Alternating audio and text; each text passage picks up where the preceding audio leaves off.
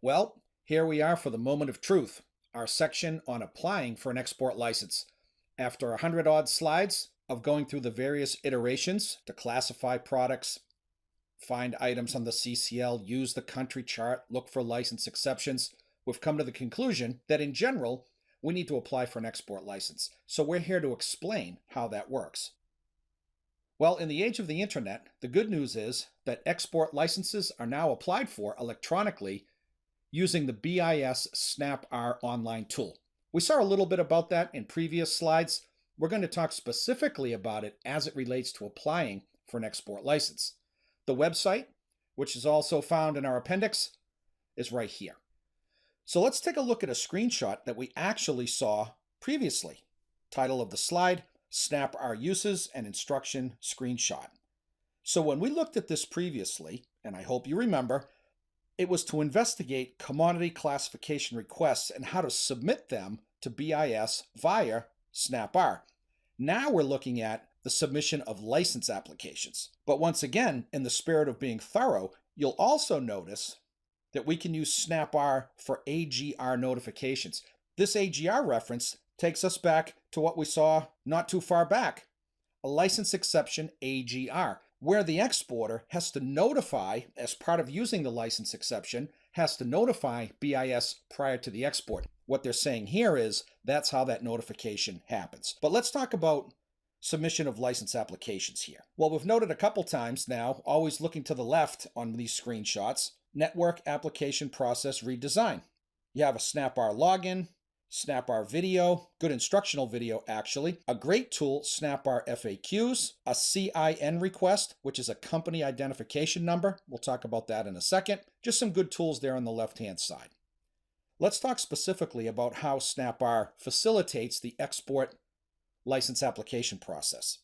Well, first of all, the exporter has to have a company identification number and an active user account to access SnapR. You need to do that ahead of time. But again, you can submit export license applications fairly easily through SnapR.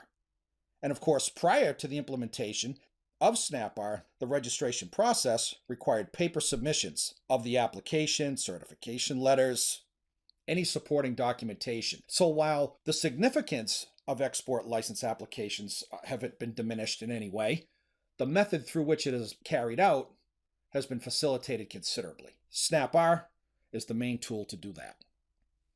Some additional information on applying for an export license. We already said registration for SnapR must be completed prior to applying, and we have to have an active user account to continue to access SnapR. Applicants for registration are assigned, as we mentioned a moment ago, what's called a CIN, a company identification number. Third bullet point, instruction on how to complete the SnapR fields are detailed in EAR Part 748 entitled Application Classification, Advisory, and License. What you see on the right-hand side is actually the table of contents from that Part 748. So we won't go through the table of contents, but to give you an idea of what's in there and where you can go look for specific information, let's take a look at a couple of things here. Well, general provisions start out 748.1. Obtaining forms, 748.2, 748.3, there's that classification request, advisory opinions, and encryption registration information. Basic guidance here is an important one as it relates to a license application, 748.4, basic guidance related to applying for a license. Explanations right below that on parties to the transaction. We're going to talk about that in just a bit as it relates to what is called a routed transaction. Stay tuned for that. General instructions for license applications, registering for electronic submission of license applications and related documents. Support documents can be sent electronically as well. And a few other things. Move down a little bit. Information in 748.10, People's Republic of China and user statements. Statement by ultimate consignee and purchaser, something we discussed previously. Firearms Convention import certificate. How the granting of exceptions to the support document requirements might be taken advantage of. Just a bunch of different information. So we didn't want to make reference to Part 748 without at least providing some visuals on what's in there. Good reference area within the EAR. So for standard export transactions, not that they're run of the mill, but for your run of the mill standard export transactions, only a person physically in the US can apply. Remember what we mean by person. The applicant for a standard export transaction must be the exporter, who is the US principal party in interest. There's a definition we gave way back in this module. The U.S. principal party in interest, the party that derives the main benefit from the export. The applicant, last sub-bullet point, must have the authority to determine and control the sending of items outside the United States. We mentioned a moment ago that we're going to be talking about routed export transactions. But before we do that, let's just say, and we'll come full circle on this slide, for a routed export transaction, the applicant can be the U.S. PPI, the U.S. principal party in interest, but can also be the duly authorized agent or agents of a foreign principal party in interest, FPPI, another definition that we gave some time ago, all coming back to be used in specific context. So let's stop here and talk about a routed export transaction. It's a little complicated. We need to discuss it. So the first thing we need to realize on a routed export transaction is that there's at least three parties involved. You have the US PPI, and you'll forgive the alphabet soup in advance. You have the foreign PPI, but also an US agent that has been authorized by the foreign PPI to act on their behalf. So three parties here, and a couple of different potential scenarios.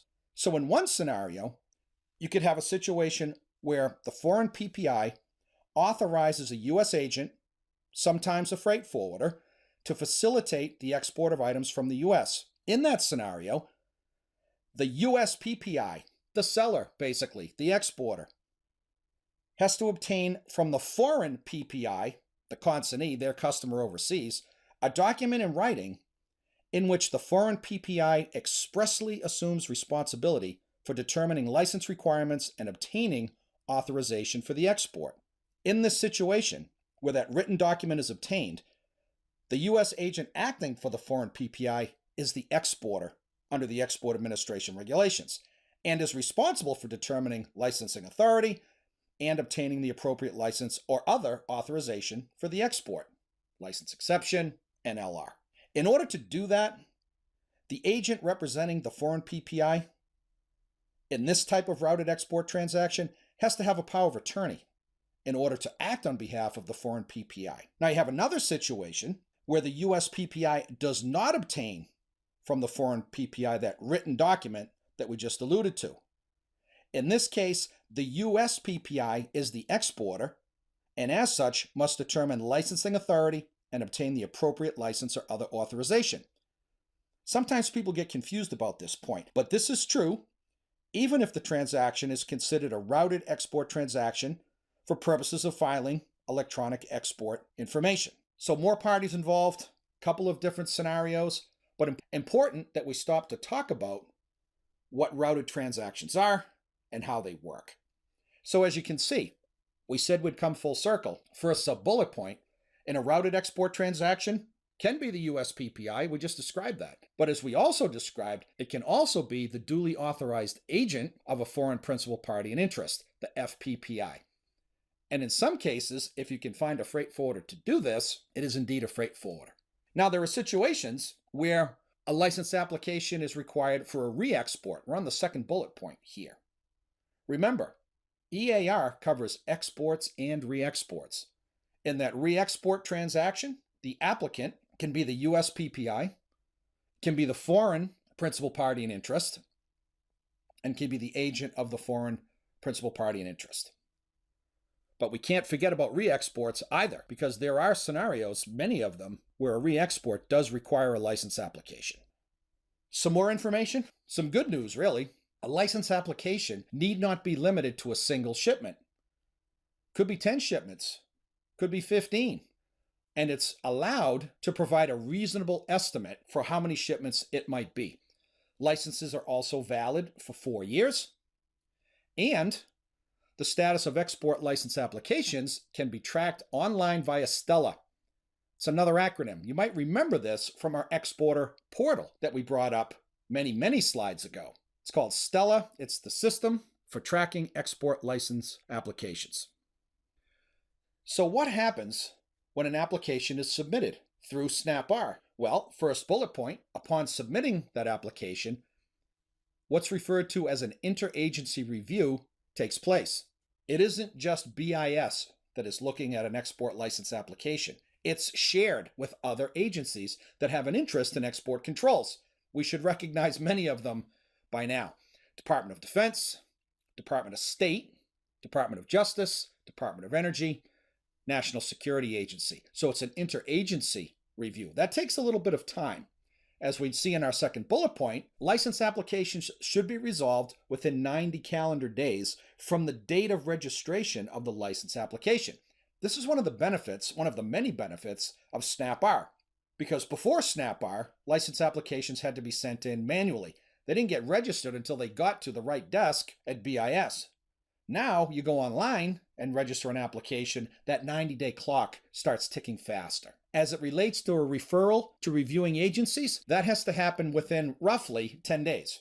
A response back from reviewing agencies should come back roughly within 30 days. So there's some commitments there, give or take a day or two, but at least we have an idea of how to plan from a time perspective the submission of license applications. Last slide in this section. You submit a license, there are 5 types of application results. Well, the best result, naturally, is an approval. All good to go. You have to follow the rules of the license, but at least you got an approval. There's an approval with conditions.